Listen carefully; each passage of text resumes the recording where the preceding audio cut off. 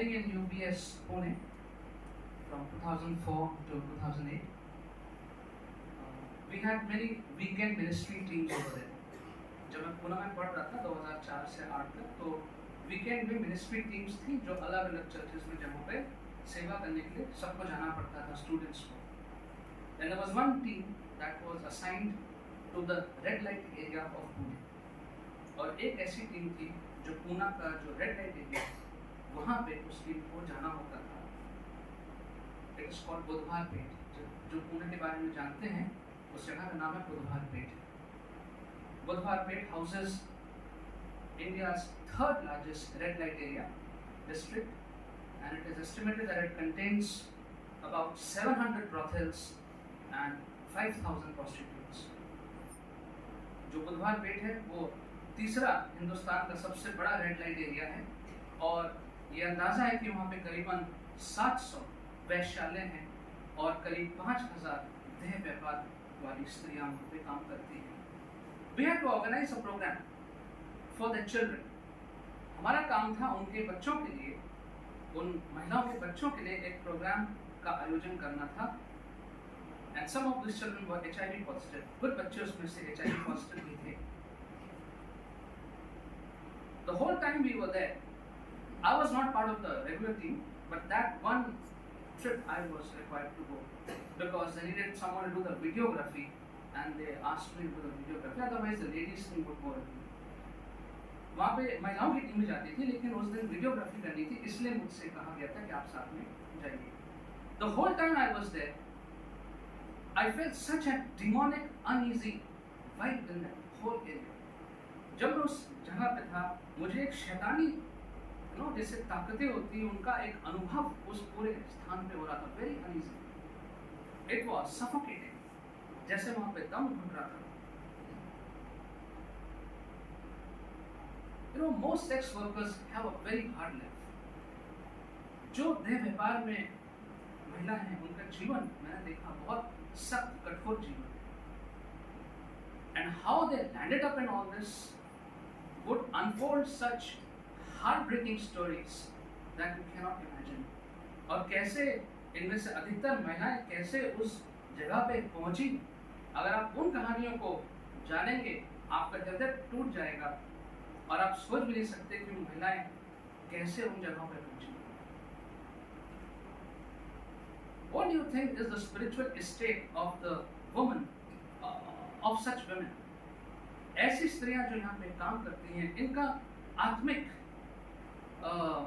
दशा क्या होगी? It is so easy to comment on the immoral life they are living. बहुत आसान है एक टिप्पणी कर देना कि देखिए कैसा अनैतिक जीवन ये लोग व्यतीत कर रहे हैं. Making money, trading the body, अपने शरीर को बेच करके पैसा बना रहे हैं. But what the society often fails to see behind that glamorous tempting female is the pain of being in such a profession. और समाज जो है वो अक्सर सारी चमक धमक के पीछे नहीं देख पाता है कि ऐसी स्त्री, ऐसी महिला जो यहाँ काम कर रही है, उसका कष्ट कितना है. Most probably she was sold as a child or a young teenager to a pimp. हो सकता है अधिकतर केसेस में ऐसे ही होता है कि जब वो बच्ची ही थी या किशोरावस्था में थी तो उसको किसी दलाल को बेच दिया गया था, और she got legally married but was sold off by her in-laws to the pimps. It happens. उसकी शादी हुई थी, बकायदा विदाई हुई थी, लेकिन जिस घर में गई वहां पे उनके इन-लॉज ने उसको बेच दिया. When I worked in Rupedia for a year, they have a place called Mahima Niwas. दीदी और महिमा निवास एक बच्चों के लिए सेफ हाउस है. मोस्टली नेपाली गर्ल्स, नेपाल की बच्चियां हैं. Why? Because if they are not given shelter over there, in most probability either the families will kill them or sell them off to brothels in India. अगर उन बच्चों को वहाँ पे नहीं रखेंगे तो या तो उनके परिवार उनको मार डालेंगे पैदा होते, या उनको हिंदुस्तान में, इंडिया में बेच देंगे, बॉम्बे कहीं पे आके बेच देंगे.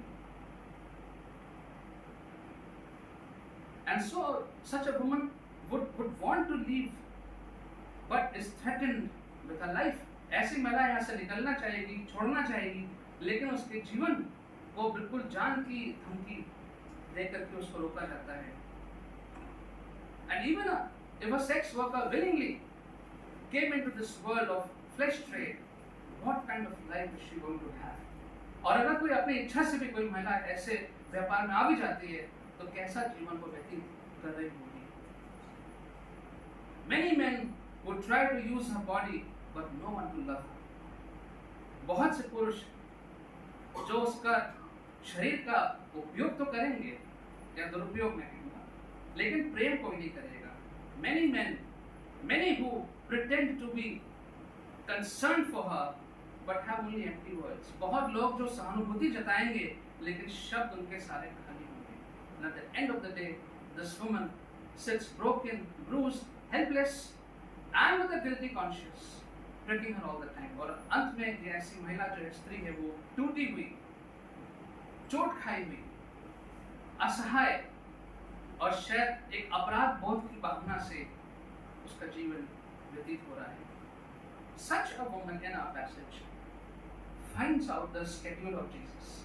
ऐसी एक स्त्री आज के हमारे पैसेज में उसको पता लगा कि यीशु मसीह की सारणी, समय सारणी क्या है, and dares to meet him in someone else's house.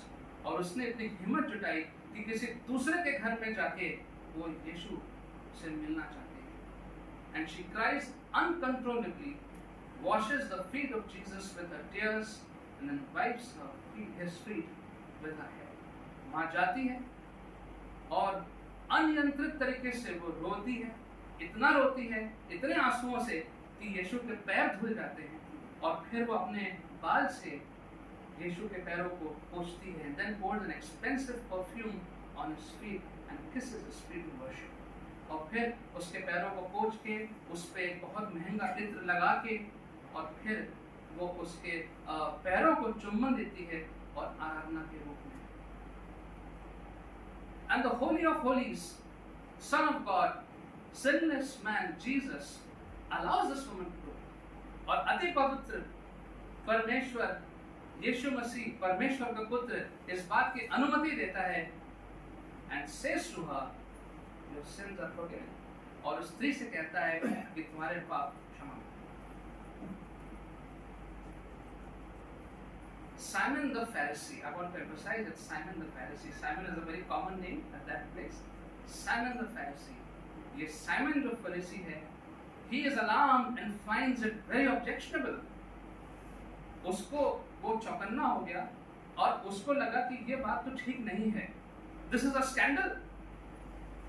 According to Simon the Pharisee, this is a scandal. ये तो बहुत बड़ा धोखा है. This is a scandalous gospel. ये धोखे से भरा हुआ सुसमाचार है. How can Jesus allow sinful people, such people, to be close to him? कैसे यीशु मसीह एक ऐसी स्त्री को, ऐसे लोगों को अपने पास आने देते हैं, अपने को छूने की अनुमति दे सकते हैं? It's a scandal. How can Jesus be a friend of tax collectors, these evil tax collectors, prostitutes and sinners? यीशु मसीह कैसे इस प्रकार की वैश्याओं को और चुंगी लेने वाले बुरे लोग, पापी लोग, कैसे यीशु मसीह इनके साथ हो सकते हैं? This is a scandal. ये एक धोखा है.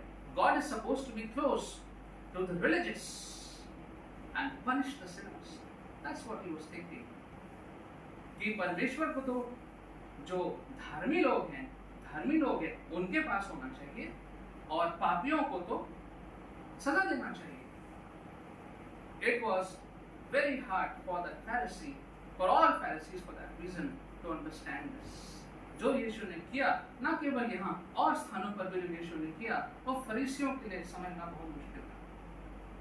They were very ritualistic in their lives. जो फरीसी लोग थे, वो अपने जीवनों में बहुत ज़्यादा रीति रिवाज को मानने वाले लोग थे. They considered themselves higher than others in the society, morally higher. वो अपने आप को नैतिक रूप से औरों से ऊंचा समझते थे. And they considered women to be of a lower status. उनके नज़र में जो स्त्रियां थी, उनका जो स्थान था, वो नीचा था. They would thank God every day for not being born a woman. वो लोग ये प्रार्थना करते थे प्रतिदिन, प्रभु धन्यवाद हो कि तूने मुझे स्त्री नहीं बनाया। And what Jesus teaches now is the heart of today's sermon. अब यीशु ने ऐसी परिस्थिति में साइमन जो फरीसी था और भी लोग वहां पे थे, उपस्थित थे, जो क्या सिखाया, ये आज के संदेश का मुख्य बात है। So Jesus told a short parable from verses 41 to 43. When all this happened, I'll not read the whole story, you just read that. तो यीशु ने जब स्त्री आई और उसने जब ऐसा किया और उस पर साइमन फरीसी जो था उसने अपना आक्रोश जताया, उसको ये बात पसंद नहीं आई, तो यीशु ने उस पर जवाब देते हुए ये कहा, verses 41 to 43. Two men owed money to a certain money lender. One owed him 500 denarii and the other 50. Neither of them had the money to pay him back, so he cancelled the debts of both. Now, which of them will love him more? Simon replied, I suppose the one who had the bigger debt cancelled. Hindi में काफी बात है, 7:41 से 43। किसी महाजन के दो कर्जदार थे, एक पर 500 दिनार कर्ज था और दूसरे पर 50। जब वे कर्ज चुकाने में असमर्थ रहे तो उसने दोनों पर कृपा करके उन्हें क्षमा कर दिया। अतः उन दोनों में से कौन उससे अधिक प्रेम करेगा? शमौन ने उत्तर दिया, मेरी समझ में वह जिसका अधिक क्षमा किया गया है। और उसने उससे कहा, तूने उचित ही कहा, उचित ही सोचा। फिर उस स्त्री को और स्त्री की ओर पलट कर उसने शमौन से कहा, क्या तू इस स्त्री को देखा है? मैं तेरे घर में आया पर तूने मेरे पैर धोने के लिए पानी तक न दिया, परंतु इसने अपने आंसुओं से मेरे पैरों को धोया और अपने बालों से पोंछा। As you read and reflect on this parable, short parable, you realize it is one of the most profound truths given by Jesus. जब आप इस दृष्टांत को पढ़ते हैं, छोटे से दृष्टांत को, आप ये जान लेंगे कि इतनी गहरा बात आप यहाँ पे पढ़ रहे हैं। You will not find any parallel in any other philosophical thoughts. किसी भी और दर्शन शास्त्र के विचारों में आपको ऐसा समांतर देखने और पढ़ने को नहीं मिलेगा। Verse 47. Therefore I tell you, her many sins have been forgiven her, as her great love has shown. But whoever has been forgiven little loves little. 47 भी पढ़ दीजिए। 47. इसी प्रकार मैं तुझसे कहता हूँ कि इसके पाप जो बहुत थे क्षमा कर दिए गए हैं, क्योंकि इसने बहुत अधिक प्रेम किया। पर वह जिसके थोड़े से अपराध क्षमा किए गए हैं, थोड़ा प्रेम करता है।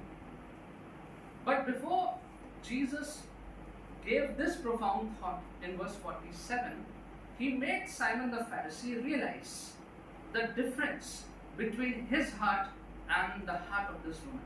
जिससे पहले यीशु ने ये 47 पद में इतनी गहरी बात कही, ये कहने से पहले यीशु मसीह ने सिमोन फरीसी को ये बताया कि उसके हृदय में और ये जो स्त्री यहाँ पे आई थी, उस दोनों के हृदयों में क्या अंतर है? What's the difference in the heart of him and this woman? And as we look at these two characters, Simon the Pharisee and the sinful woman, we can see several facets of human behavior that affect our spiritual life. जब इन दो पात्रों को, किरदारों को हम देखते हैं यहाँ पे, तो हम देख सकते हैं कि बहुत से हमारा जो हमारा व्यवहार है, हमारे व्यवहार की बहुत सी बातें हम इन दोनों के अंदर देख सकते हैं, जिनसे हमारा जीवन भी अफेक्ट होता है। We can examine our own lives as Jesus exposes both of them. जब यीशु इन दोनों के बारे में बताते हैं, तो हम अपने जीवन को भी जांच सकते हैं। The human nature and tendencies have been the same, have not changed. जो इंसान का जो स्वभाव है, जो चरित्र है, वो बदला नहीं। Whether it was them or whether it's us, it hasn't changed much. जो इंसान का स्वभाव है, वो वैसे का वैसे ही, वो बदलता नहीं है। So Simon the Pharisee represents those Christians who are self-righteous. Simon जो फरीसी है वो उन मसीहों का प्रतिनिधित्व करता है जो अपने आप को खुद को धर्मी ठहराते हैं. द मॉडर्न डे फरीसी, आज के जो फरीसी लोग हैं जो अपने आप को बहुत धर्मी समझते हैं. Those who want and like others to notice how spiritual they are, जो चाहते हैं कि दूसरे लोग उन्हें देखें और नोटिस करें कि वो कितने धर्मी हैं. They are present in all religious gatherings. ऐसे लोग मॉडर्न डे फैरिसीज, वो सारी धार्मिक सभाओं में उपस्थित रहते हैं. They can pray out loud prayers, बहुत जोर जोर से लंबी प्रार्थनाएं भी कर सकते हैं. They can do charities and then post it on the social media, और वो बहुत सा अच्छा काम करके लोगों को मदद करके फिर सोशल मीडिया पे फोटोज और वीडियोस अपने डालते हैं दिखाने के लिए हमने ये किया है. They write prosperity Bible verses under their own photographs and post it on the social media. Blessed is this, I am blessed, I am this, I am that. It's sick. लोग अपनी ही तस्वीरों के नीचे अपनी ही प्रशंसा में बाइबल से पद निकाल करके लिख देते हैं. And people guess. Hallelujah. Praise the Lord. Yes. God bless. God bless. God bless. Modern day Pharisee. They click pictures with thick Bibles. Thick Bibles. Like this. Big posters like this. Ask their wives how they are, you get to know the truth. ऐसे poster लेके ऐसे दिखाते हैं. उनकी पत्नियों से पूछिए वो कैसे हैं, सब सामने आ रहे हैं. Many of them are beating the wives. बहुत से उसमें से अपनी पत्नियों को मारते हैं. They are critical of all pastors and preachers. जितने भी पादरी हैं, प्रचारक हैं, हर वक्त उनकी बुराई कहीं न कहीं ऐसे वो ऐसे. The list can get longer, but gives an idea of how modern day Christians can behave like Pharisees of that time. ये सूची बहुत लंबी बन सकती है, लेकिन हमें एक आइडिया मिल रहा है कि कैसे आज के जो फरीसी लोग हैं वो समाज में आज भी हैं और आपको देखने को मिलते हैं. What about the sinful woman? ये जो स्त्री थी, इसका क्या? Doesn't utter a word throughout her visit. पूरी घटना में उसके मुंह से एक शब्द भी नहीं निकला. She is aware of the spiritual condition of her life. उसको मालूम है कि उसके आत्मिक दशा उसके जीवन की क्या है. And I said in the beginning, she must be going through pain, guilt and helplessness. वो तकलीफ से, दुख से, चोट से, अपराध बोध की भावना से और असहाय होने की भावना से गुजर रही होगी. She also might be heartbroken with so many men wanting her but no one to love her. उसका दिल भी टूटा होगा कि इतने पुरुष तो हैं जो उसको चाहते हैं लेकिन उससे प्रेम को नहीं करता. Most of all, she knew that she is in desperate need of forgiveness. उसको अंदर से ये इस बात का एहसास था कि उसे क्षमा की आवश्यकता है. And this is where many Christians fail to take the next correct step. बहुत से मसीह लोग जो हैं वो यहाँ पे असफल हो जाते हैं कि अगला कदम सही वाला क्या होना चाहिए था. The Christians who fail to receive God's forgiveness. मसीह लोग जो परमेश्वर की क्षमा को प्राप्त नहीं करते हैं, प्राप्ति नहीं चाहते हैं. Zacchaeus received forgiveness. ज़क्कई को क्षमा प्राप्ति हुई. The people Jesus healed, they received forgiveness. Many of them Jesus said, "Go and sin no more. Your sins are forgiven." जिन लोगों को यीशु ने चंगा किया, उनसे यीशु ने कहा, जा तेरे पाप क्षमा हो गए. The woman caught in adultery received forgiveness. जिस स्त्री को व्यभिचार में पकड़ा गया था, उसको क्षमा प्राप्ति हुई. The Samaritan woman at the well with 5 husbands, she got forgiveness. जो सामरी स्त्री थी, जिसके 5 पति थे, उसको क्षमा प्राप्ति हुई. King David received God's forgiveness. Dawood को परमेश्वर ने क्षमा किया जब उसने बत्शेबा के साथ पाप किया. Jesus taught us to pray. यीशु ने हमें प्रार्थना में सिखाया. The Lord's Prayer which we say maybe every day, every Sunday, forgive our trespasses as we forgive who trespass against us. हमारे अपराधों को क्षमा कर जैसे हम अपने अपराधियों को क्षमा कर. Jesus Christ, forgive our sins. Paul groans in Romans 7:22-25. पौलुस जो है वो अपनी आत्मा में रो रहा है और वो कह रहा है रोमियो 7:22-25 में, says, for in my inner being I delight in God's law, but I see another law at work in me, waging war against the law of my mind and making me a prisoner of the law of sin at work within me. What a wretched man I am! Who will rescue me from this body that is subject to death? Who will rescue me from this body that is subject to death? Thanks be to God who delivers me through Jesus Christ our Lord. Hindi में कोई पढ़ देगा Romeo 7:22-25. क्योंकि मैं भीतरी मनुष्यत्व में आनंद पूर्वक परमेश्वर की व्यवस्था से सहमत रहता हूँ, परंतु मुझे अपने अंगों में एक भिन्न व्यवस्था का बोध होता है जो मेरे मन की व्यवस्था के विरुद्ध युद्ध करती रहती है और मुझे पाप की व्यवस्था का जो मेरे अंगों में है बंदी बना लेती है. मैं कैसा अभागा मनुष्य हूँ, मुझे इस मृत्यु की देह से कौन छुड़ाएगा. हमारे प्रभु यीशु मसीह के द्वारा परमेश्वर का धन्यवाद हो. अतः एक ओर तो मैं स्वयं अपने मन से परमेश्वर की व्यवस्था की, परंतु दूसरी ओर अपने शरीर से पाप की व्यवस्था की सेवा कर रहा हूँ. This is the cry in each heart that yearns for forgiveness. ये हर हृदय में ये दुख है, एक पुकार है, एक चीख है जो माफी मांगना चाहती है, क्षमा मांगना चाहती है. That is why this woman was here in this house. इसलिए ये स्त्री यहाँ पे आई थी. She must have heard Jesus, about Jesus. She must have seen Jesus somewhere. उसने यीशु के बारे में कहीं सुना होगा. She must have heard that he is a friend of sinners. And she followed the voice of the Holy Spirit who led him to that place. और उसने पवित्र आत्मा की आवाज को सुनते हुए उस जगह पे गई.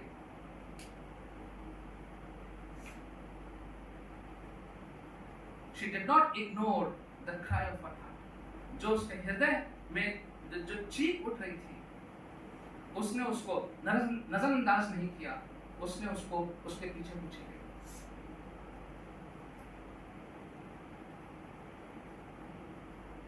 And finally, what did Jesus mean when he said, "But whoever has been forgiven little loves little"?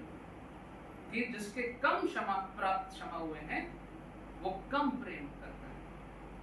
Simon the Pharisee did not offer water to wash the dirty, dusty feet of Jesus, which was a custom at that place. He knew. He should have known. He knew it.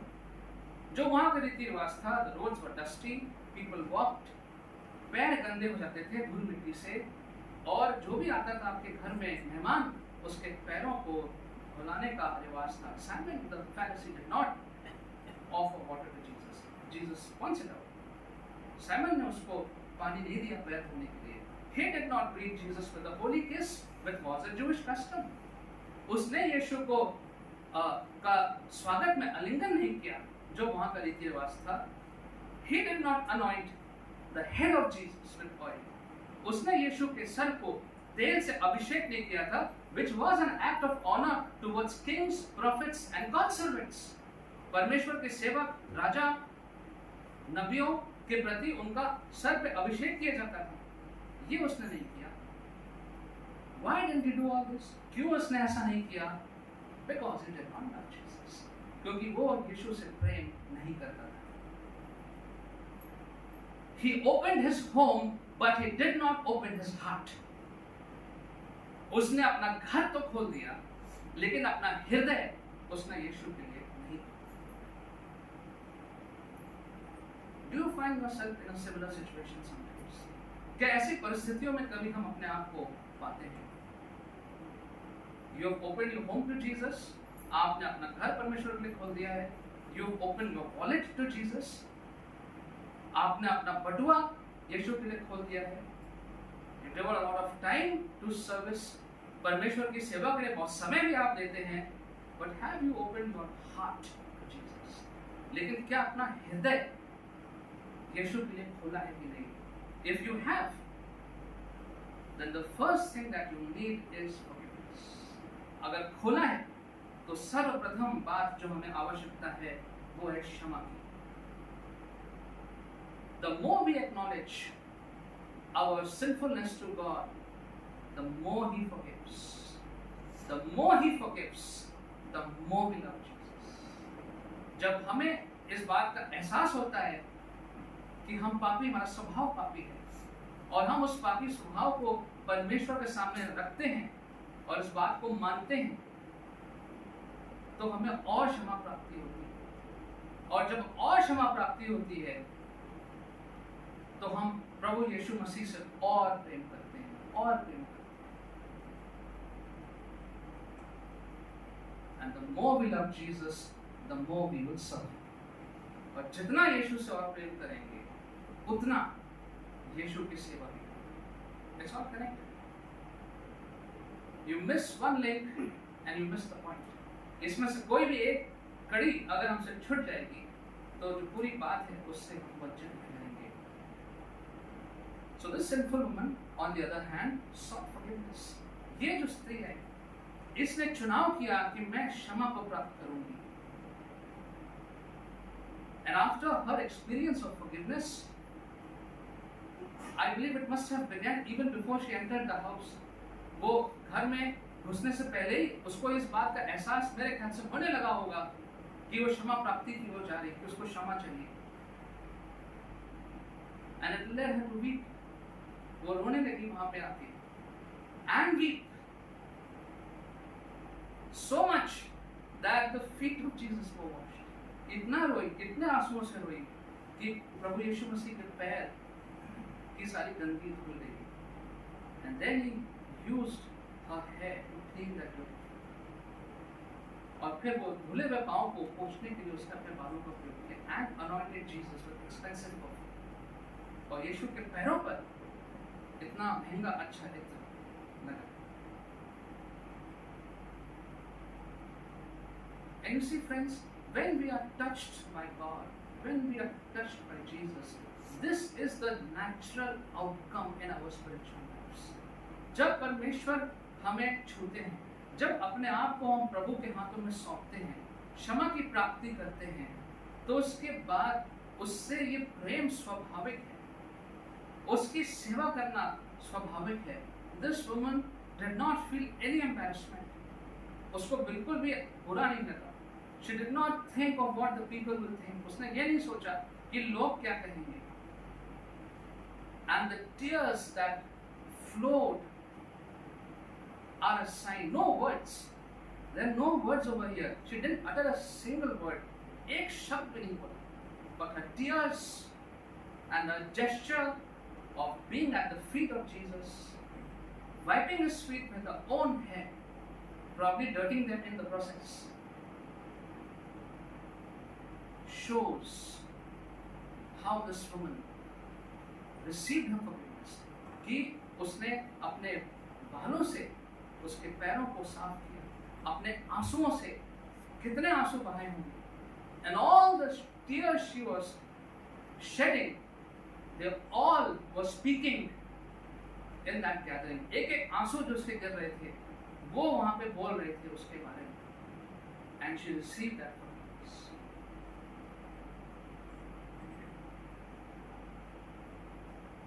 Let God examine us this morning. आज की सुबह परमेश्वर हमें जांचे. Are we dry in our spirit?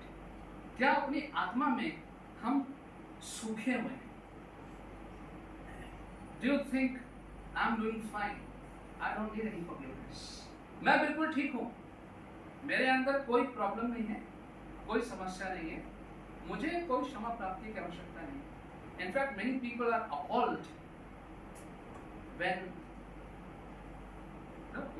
they are told that we are sinners and need forgiveness. बहुत से लोग जो हैं नाराज हो जाते हैं कि मैं पापी थोड़ी हूँ, मैंने कोई गलत काम नहीं किया, मुझे क्षमा की प्राप्ति की आवश्यकता नहीं है. Look and so and so, so and so, Look at these bad politicians, they need forgiveness. Look at these evil men, they need forgiveness. Not me. मैं तो I'm a good person. इन लोगों को देखिए, इन लोगों को क्षमा की आवश्यकता है. ये जो दुष्ट लोग हैं, जो भ्रष्ट लोग हैं, इन्हें चाहिए क्षमा.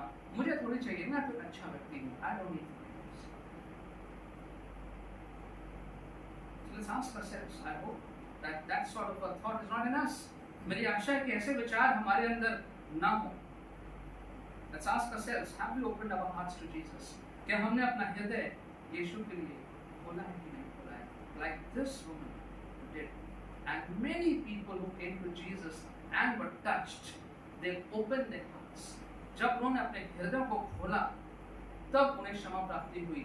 तब उन्हें अनंत जीवन का द्वार का रास्ता दिखा. Then they got to see the way to eternal life. Read Zacchaeus. Even he never uttered a word. Jesus never told him anything. He on his own began to confess. Zacchaeus से यीशु ने तो कुछ भी नहीं बोला, बस यही कहा that I want to come to your house. यीशु ने कहा मैं तो तुमसे तुम्हारे घर आना चाहता हूँ. And Zacchaeus began to confess. I'm sure he also must be weeping. मैं सोचता हूँ कि वो भी रोते ही रोते सारी बातें यीशु से बोल रहा हूँ. And there were so many others who confessed and wept and got their forgiveness. और उन्हें क्षमा प्राप्ति. Friends, forgiveness is an ongoing process. जो क्षमा प्राप्ति है, वो प्रतिदिन हमारे आत्मिक जीवन का हिस्सा होना चाहिए. We ask God for forgiveness. We put ourselves before God. And we let Him cleanse us. कि वो हमें साफ करे. And when His forgiveness flows, it will fill. You will find your life overflowing with joy and love. जब उसकी क्षमा को महसूस करते हैं, तो आपका जीवन जो है वो आनंद से, प्रेम से भर जाएगा. इतना भर जाएगा कि बहने लगेगा प्रेम आपके जीवन से, और वो आनंद आपके जीवन से बहने लगेगा to others. You will not worry about what the society thinks of you. आप चिंता ही नहीं करेंगे कि समाज आपके बारे में क्या कहता है. And this woman was delivered of her sins and her circumstances. ये जो स्त्री थी, इसके जो भी इसका पाप था, जो भी उसकी परिस्थितियां थी, परमेश्वर ने, यीशु ने उसको चंगाई दी और उसको छुटकारा दिया. And the Lord will deliver us also. परमेश्वर हमको भी छुटकारा दिला सकता है. Let's close our eyes and let's reflect on the truth and the need for forgiveness. अपने आंखों को बंद करें और कुछ देर के लिए सोचें कि क्षमा प्राप्ति हमारे लिए क्यों आवश्यक है. Is it that I am so preoccupied in my work and I think I've got it all right and therefore I am good, I'm okay, I'm fine? क्या ऐसा है कि हम अपने कार्यों में इतना व्यस्त हैं और हमें ऐसा लगता है कि हमने अपने सब काम बहुत अच्छे से करे हैं और इसीलिए हम ठीक हैं, हमें क्षमा की आवश्यकता नहीं. But if there is anything in your life that is bothering you this morning, अगर कोई भी ऐसी बात है जो आपको परेशान कर रही है, something which no one knows, only you know and God knows. कोई ऐसी बात जो केवल आपको मालूम है और परमेश्वर को मालूम है.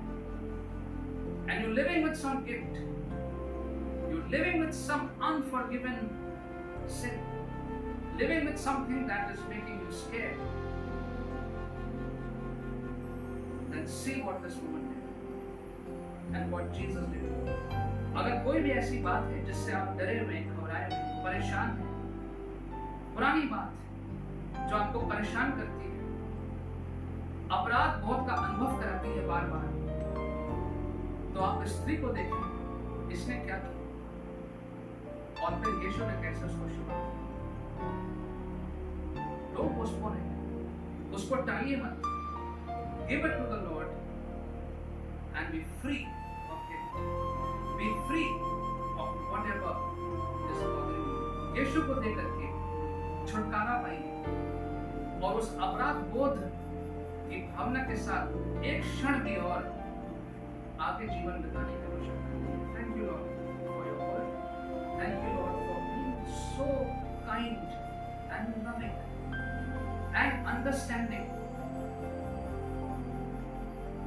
Of us. धन्यवाद प्रभु आपके शब्द के लिए। इतनी उदारता, इतना प्रेम, इतनी दया करुणा आपके हृदय में हम सब के लिए। There is no sin that you have not forgiven. There is no wrong that cannot be brought to you. प्रभु जी, कोई ऐसी बात नहीं जिसको आप क्षमा नहीं कर सकते।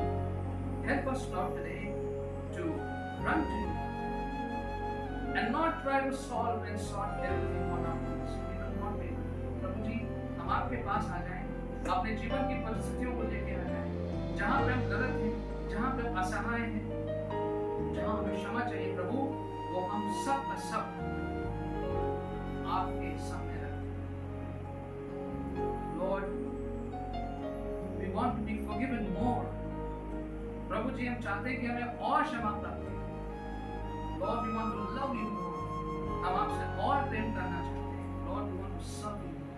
प्रभु जी, हम आपकी और सेवा करना चाहते हैं। Help us Lord to examine ourselves.